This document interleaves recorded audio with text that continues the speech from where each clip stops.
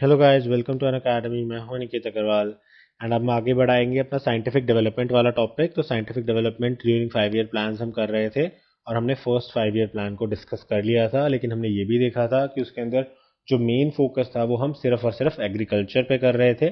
बाकी चीज़ों को हम थोड़ा सा इग्नोर कर रहे थे। ऑल दो उस टाइम पे आईआईटीज वगैरह काफ़ी ज़्यादा स्थापित की गई, बट जो प्रॉपर इंटरलिंकिंग है वो स्टार्ट नहीं हुई थी जब तक कि हमारा सेकेंड 5 ईयर प्लान नहीं आ गया। तो आज हम इसी चीज़ को समझेंगे। वीडियो शुरू करने से पहले मैं आप लोगों से रिक्वेस्ट करना चाहूंगा कि आप इस वीडियो को लाइक कीजिए, कमेंट कीजिए एंड शेयर कीजिए अपने दोस्तों के साथ। सब्सक्राइब कीजिए हमारे चैनल को, साथ ही इस बेल आइकन को भी दबाइए ताकि आपको रेगुलर अपडेट्स जो अनअकैडमी के आर्टिकुलेट चैनल की हैं वो मिलती रहें। You should also join our Telegram channels. तो आप लोगों को हमारे टेलीग्राम चैनल्स को भी ज्वाइन करना चाहिए, जिससे कि आपकी यूपीएससी की तैयारी अच्छे से हो सके, क्योंकि आपको इसमें रेगुलर अपडेट्स मिल जाएंगे, पीडीएफ फाइल्स मिल जाएंगी और अन्य रिसोर्सेज जो भी आपके एग्जाम से संबंधित हैं वो सारे के सारे यहाँ पे डाल दिए जाते हैं। तो आपको डिस्क्रिप्शन में भी इसका लिंक मिल जाएगा। तो ये अनअकैडमी आर्टिकुलेट का टेलीग्राम चैनल है। इसके अलावा ये मेरा पर्सनल डिस्कशन ग्रुप है, स्टडी टाइम वाईटी। आप इसे सर्च करेंगे तो टेलीग्राम पे आ जाएगा। इसके अंदर आपके कोई भी सवाल जवाब हो तो वो आपको सभी एड्रेस किए जाते हैं। एंड ये मेरा अनिकेत सर के नाम से टेलीग्राम चैनल है, जिसपे मेरी और जो अपडेट्स हैं वो आती रहती हैं। तो आपको इसको भी ज्वाइन कर लेना चाहिए। ऑफ कोर्स ये सब फ्री है। तो हमारे नए 3 बैचेस शुरू हो रहे हैं अनअकैडमी प्लस पे, जो कि आपकी कंप्लीट प्रिपरेशन कराएंगे 2020-21 के प्रीलिम्स के लिए एंड ऑफ कोर्स मेंस के लिए, और पूरा इंटरव्यू कोर्स भी इसमें कवर होगा। तो आप देख सकते हो कि ये बायलिंगुअल बैच है, इसमें इंग्लिश और हिंदी दोनों का ही इस्तेमाल किया जाएगा। ये हिंदी ओनली बैच है, जिसके अंदर अगेन अगर आप हिंदी मीडियम से हैं तो आपकी काफ़ी ज़्यादा हेल्प हो जाएगी और काफ़ी ज़्यादा आपको कंफर्टेबल रहेगा। एंड ये इंग्लिश ओनली बैच है। अगर आपको रीजनल लैंग्वेजेस आती हैं या फिर हिंदी नहीं आती, आप इंग्लिश मीडियम से पढ़ते हैं, तो उसके लिए काफ़ी ज़्यादा बेनिफिट बैच है। तीनों के अंदर ही आपका जो बैच है वो 15 जून से स्टार्ट हो रहा है और आपका पूरा कंप्लीट इसमें सिलेबस कराया जाएगा। प्रीलिम्स और मेंस की टेस्ट सीरीज भी कराई जाएगी, डाउट क्लियरिंग सेशंस भी होंगे और इंटरव्यू प्रिपरेशन भी कराई जाएगी। एंड आप अगर मेरा कोड यूज़ करते हो ANI7 तो आपको 10% एक्स्ट्रा डिस्काउंट मिल जाएगा। तो यहाँ पे आप देख सकते हो 24 मंथ्स का प्लान है, जिसमें आपको 67% तक ऑफ मिल जाता है एंड 10% एक्स्ट्रा डिस्काउंट मिल जाएगा यूजिंग माई कोड। एंड अगर आप 12 मंथ्स का प्लान लेते हो तो आपको 54% डिस्काउंट मिलता है और ANI7 कोड यूज़ करके आपको 10% एक्स्ट्रा और डिस्काउंट मिल जाएगा। इसके अलावा हमारा एक all India free mock test हो रहा है 21 जून को, जिसके अंदर आप पार्टिसिपेट कर सकते हो और अपनी सेल्फ असेसमेंट देख सकते हो कि आप कहाँ पे स्टैंड करते हैं और आपको कितनी प्रिपरेशन की किस एरिया में ज़रूरत है। तो जो आपका सेकेंड 5 ईयर प्लान है ये आपका चला था 1956 से लेकर 1961 तक। एंड इसकी जो इम्पोर्टेंट बात है वो ये है कि it was based on PC Mahalanobis model. ये बहुत इंपॉर्टेंट है क्योंकि ये एक इंडियन साइंटिस्ट थे, तो इसलिए ये चीज़ इंपॉर्टेंट हो जाती है कि ये हमारा एक इंडिजिनस साइंटिस्ट का मॉडल था कि हम किस तरह से इकोनॉमी को आगे बढ़ा सकते हैं। It's main focus was on the industrial development of the country. और इस टाइम पे हमने रियलाइज़ कर लिया था कि हमारा जो मेन फोकस होना चाहिए वो बिल्डिंग ऑफ हैवी इंडस्ट्रीज़ के ऊपर होना चाहिए, कि हमारा खुद का लोहा हो, हमारे खुद की कंस्ट्रक्शन सेक्टर हो, जितनी भी हैवी इंडस्ट्रीज़ हैं वो हमारी खुद की हों, इंडिजिनियस हों। तो इसीलिए हम इसी चीज़ पे फोकस कर रहे थे कि हमारा जो इंडस्ट्रियल सेक्टर है, मैन्युफैक्चरिंग सेक्टर है, हम उसको मैक्सिमम डेवलपमेंट कर सकें। This plan was a successful plan and achieved a growth of 4.1%। तो लगभग 3-3.5% की ग्रोथ जो पिछली बार आई थी उससे भी ज़्यादा इस बार आई और 4.1% का ग्रोथ रेट हम अचीव कर पाए and it was considered as a very successful plan at that time. तो ये बहुत इंपॉर्टेंट चीज़ें हैं कुछ 5 ईयर प्लान के बारे में, सेकेंड 5 ईयर प्लान के बारे में। Steel mills at Bhilai, Durgapur, Rourkela were established in the second 5 year plan. तो इसी दौरान पे जो आपकी भिलाई का स्टील प्लांट है, जो कि आज की डेट में भी बहुत इंपॉर्टेंट है, दुर्गापुर का स्टील प्लांट है और राउरकेला अगेन बहुत इंपॉर्टेंट प्लांट है। ये तीनों प्लांट्स जो हैं ये इसी दौरान यानी कि इसी सेकेंड 5 ईयर प्लान के दौरान बनाए गए थे। इसी दौरान हमने कोल प्रोडक्शन को भी बहुत ज़्यादा एनहांस कर लिया था और बहुत सारी रेलवे लाइंस भी नई बिछाई गई थी। तो कनेक्टिविटी के हिसाब से अगेन आप देख रहे हो कि रेलवेज़ को हम क्यों बिछा रहे हैं, ताकि हम दूर दूर के प्लेसेस को कनेक्ट कर सके और इंडस्ट्रीज़ के लिए जितना भी रॉ मटेरियल हमें चाहिए और उसके बाद वहाँ से जो आगे फिनिश्ड गुड्स हमें पहुँचाने हैं मार्केट तक वो ईजिली पहुँचा सकें। तो ट्रांसपोर्टेशन को भी हमने इसमें काफ़ी ज़्यादा टैकल किया। अगेन क्यों किया? क्योंकि हमें इंडस्ट्रीज़ को फ्लरिश करवाना था। उसके बाद जो बहुत इंपॉर्टेंट बात है वो ये है कि एटॉमिक एनर्जी कमीशन जो था वो 1957 में इसी दौरान बना था, सेकेंड 5 ईयर प्लान में ही बना था, जो कि बहुत इंपॉर्टेंट साइंटिफिक डेवलपमेंट थी। और जो होमी जहांगीर भाभा हैं वो इसके फर्स्ट चेयरमैन बने थे। सो होमी जहांगीर भाभा बहुत इंपॉर्टेंट व्यक्ति हैं अपने आप में इंडिया के। आप कह सकते हो जितना भी हमारा इंफ्रास्ट्रक्चर है स्पेशली न्यूक्लियर प्रोग्राम का, तो उसके चीफ आर्किटेक्ट इन्हीं को कहा जाता था। तो ये बहुत इंपॉर्टेंट पर्सन है और इनकी बायोग्राफी भी हमें अलग से सेपरेटली करनी है कि इनकी क्या कुछ कंट्रीब्यूशन थी। अगेन हम संक्षेप में करेंगे कि क्या कुछ कंट्रीब्यूशन इनकी रही इंडिया से लेके अब तक, और इंडिया के अंदर इन्होंने क्या कुछ किया जिससे कि हम आज इस पोजीशन में पहुंचे हैं। और अगर आपने साइंस पढ़ी है तो आपको पता ही होगा कि इनका जो एक्सप्रेशन है स्कैटरिंग का, उसको रिकॉग्नाइज किया था इंटरनेशनल कम्युनिटी ने भी, और उसको भाभा स्कैटरिंग ही बोला जाता है। सो भाभा स्कैटरिंग बेसिकली भाभा इनका जो सरनेम है उसको यूज किया जाता है टू ऑनर हिम। तो जैसे हमने सेल्सियस में देखा हुआ है कि सेल्सियस किसी के सरनेम के ऊपर बेस्ड है, तो इसी तरीके से भाभा स्कैटरिंग में भाभा भी इनका सरनेम है, तो इनको फैसिलिटेट करने के लिए दिया गया है, अवार्ड करने के लिए दिया गया है। Tata institute of fundamental research was established as a research institute. तो रिसर्च एंड डेवलपमेंट साइंस के अंदर हो उसके लिए भी हमने एक रिसर्च इंस्टीट्यूट खोला था जो कि था Tata institute of fundamental research. In 1957, a talent search and scholarship program was begun to find out young talented students to train work in nuclear power। और अगेन न्यूक्लियर पावर के अंदर हमने एक और कदम बनाया था जिसके लिए हमने एक talent search cum scholarship program रखा था, जिसके अंदर हम स्कूल्स वगैरह से देखे थे। जैसे हमने डिस्कस किया था अपने जो साइंटिफिक इनोवेशन पॉलिसी है हमारा STI पॉलिसी, उसके अंदर हम टैलेंट सर्च करना चाहते हैं, और जैसे ही कोई पर्सन हमें लगे कि हाँ इसके अंदर कैपेबिलिटी है, हम उसको डायरेक्टली ट्रेन करेंगे कि उस चीज़ के अंदर, उस साइंस के मटेरियल के अंदर, उस टेक्नोलॉजी की फील्ड के अंदर। तो सिमिलरली 1957 में भी हमने किया था, हमने टैलेंट सर्च और स्कॉलरशिप प्रोग्राम रखा था जिसके अंदर हमने यंग बच्चों को रिक्रूट किया, ट्रेन किया और उन्हें न्यूक्लियर पावर के जो हमारा प्रोजेक्ट था उसके अंदर लगाया, जिसके कारण हमारा जो न्यूक्लियर प्रोग्राम था उनको यंग साइंटिस्ट मिले जिन्होंने बहुत एफिशिएंटली अपना काम किया। इसके अलावा एग्जिस्टिंग फैसिलिटीज़ को इन्होंने काफ़ी ज़्यादा इसमें आप कह सकते हो रिव्यू करने की कोशिश की, रीन्यू करने की कोशिश की। सो जो प्राइमरी ऑब्जेक्टिव था सेकंड प्लान का, दैट वाज टू डेवलप, किसी तरह से हम एग्जिस्टिंग फैसिलिटीज़ जो हैं उसी का इस्तेमाल करें, और जो हमारे साइंटिस्ट्स हैं, जो रिसर्च कर रहे हैं, रिसर्च वर्कर्स हैं, इन सभी को इंडस्ट्री से जोड़ सकें, ताकि जो इंडस्ट्री की डिमांड है, अब हम नई इंडस्ट्रीज़ लगा रहे हैं तो उनको किस तरह की मशीन्स चाहिए, किस तरह का ऑटोमेशन चाहिए, क्या कुछ होने चाहिए, उन चीज़ों को हम इंटरलिंक कर सकें ताकि जो इंडस्ट्रीज़ की प्रॉब्लम्स हैं वो सॉल्व हो सके, उनकी एफिशिएंसी, कॉस्ट इफेक्टिवनेस बढ़े, सस्ता सामान प्रोड्यूस करें, मास सामान प्रोड्यूस करें, अच्छी क्वालिटी का सामान प्रोड्यूस करें, जिससे कि इंडिया को अगेन सोशल और इकोनॉमिक फ्रंट दोनों पे ही लाभ हो। So the primary objective in the second plan was to develop the existing facilities and to bring the work of scientists, research workers to bear as closely as possible with the important problems in different fields of national development and industries। तो जो भी industries के अंदर कुछ problem चल रही है या नेशनल डेवलपमेंट की प्रॉब्लम चल रही है उसको हम एड्रेस कर पाएँ bye linking science research with industries.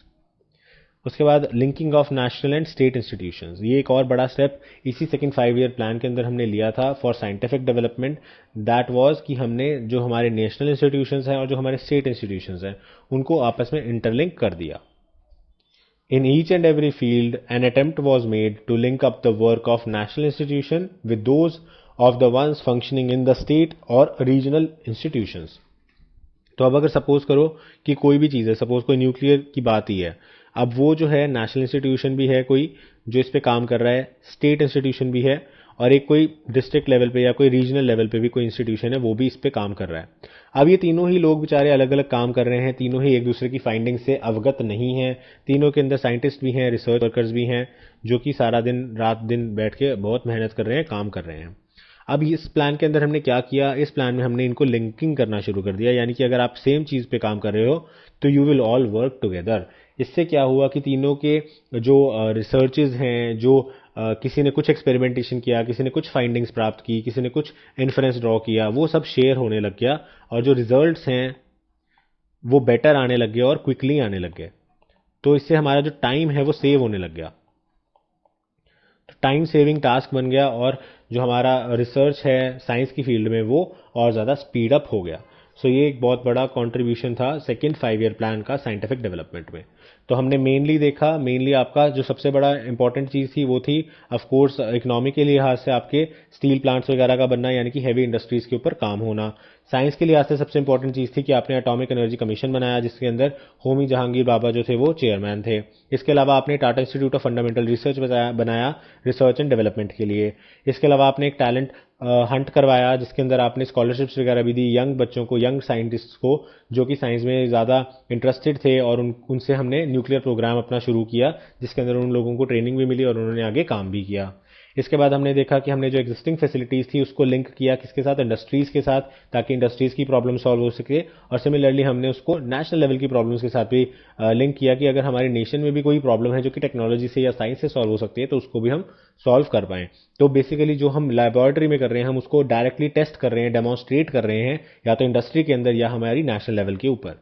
इसके अलावा हमने जो नेशनल और स्टेट इंस्टीट्यूशंस है उनको आपस में लिंक करना शुरू कर दिया, ताकि डबलिंग ऑफ एफर्ट ना हो, वेस्टफुल एफर्ट ना हो, और एक दूसरे के इन्फ्लुएंसेस से, रिजल्ट से आपस में लोग जो हैं वो बेनिफिट हो सकें, और हमारा टाइम कम हो और इनोवेशन जल्दी से आ सके, साइंटिफिक डेवलपमेंट जल्दी से हो सके। So this was all about scientific development during the second 5 year plan. सो छोटा सा टॉपिक था अगेन आपका। ये जो सारे टॉपिक्स हैं ये फर्स्ट 5 ईयर प्लान में क्या हुआ, सेकंड में क्या हुआ, ये छोटे छोटे टॉपिक्स हैं, बहुत बड़े टॉपिक्स नहीं है, पर आपको ये सब पता होने चाहिए। आपको इकोनॉमी में भी हेल्प करेगा और ये आपको साइंस में भी हेल्प करेगा, और GS3 के अंदर इस तरह के सवाल जो है वो पूछे जा सकते हैं। एंड ऑफ कोर्स आपको ये फॉर्डर पॉइंट्स की तरह तो एक्ट करेगा ही करेगा। कोई भी आपने ऐसे लिखना हो आप उसमें ये चीज़ें कोट कर सकते हो, कोई आपने मेंस का आंसर लिखना हो उसमें भी आप ये चीज़ें कोट कर सकते हो। ये बहुत एक अच्छा इंप्रेशन देता है एग्जामिनर के पॉइंट ऑफ व्यू पे। सो आई होप आपको वीडियो अच्छी लगी होगी और इन्फॉर्मेटिव लगी होगी। Thank you for watching.